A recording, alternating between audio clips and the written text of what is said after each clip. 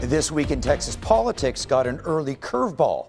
The publication of a leaked draft opinion regarding abortion from the U.S. Supreme Court became the big top topic in the governor's race. Here's Fox 7 Austin's Rudy Koski and our panel. And here we are in the LBJ penthouse to talk about another week in Texas politics. And one of the big issues, the Supreme Court draft opinion about abortion. It's now officially part of the governor's race. Greg Abbott has ramped up his fight on illegal immigration by taking on the issue of who should pay for the education of undocumented migrants. The Texas bar is suing Ken Paxton again. This one is over his involvement in the previous presidential election vote count.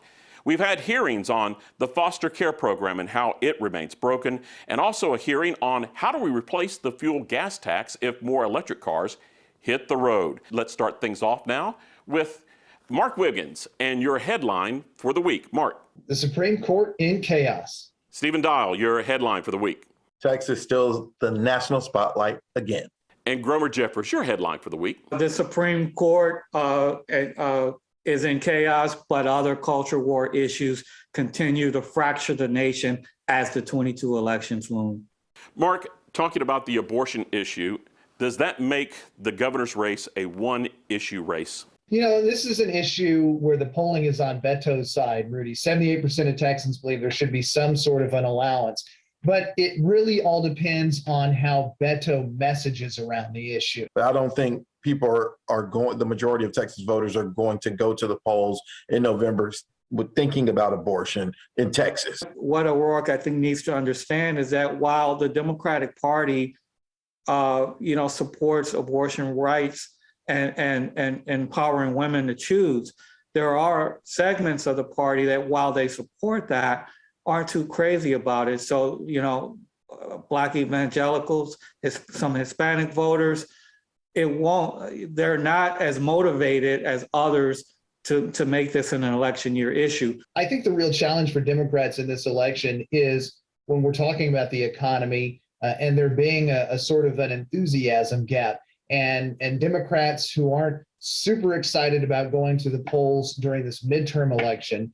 And does this issue sort of even out somewhat? Does it energize some of the disaffected partisans? I think historically, this issue has not been the winner that Democrats hope that it's been, but maybe this year is different. One, I think the timing of when and if Roe v. Wade is eventually struck down will play a vital role. If it comes down officially, let's say late summer, or that might provide more energy for Beto heading into the fall. So that timing could help him, but I still don't think enough pissed off people, enough people who are pro-choice in some form or fashion will balance out this swell that you have of people that are solely focused on the border, solely focused on why are my gas prices too high. Governor Greg Abbott seems to continue to be focused on illegal immigration. He has now ramped things up and trying to get the federal government to pay for undocumented migrant children in schools,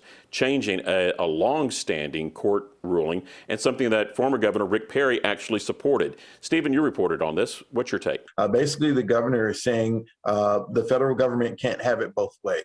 He says the Supreme Court says that states can't enforce immigration law, but they also have to provide education. Republicans are seeing an opening here that they have a court that appears ready to overturn prior precedent, no matter how long-standing or foundational. And you're going to see this in issue after issue. What's alarming here is that you're right, somebody should pay for it.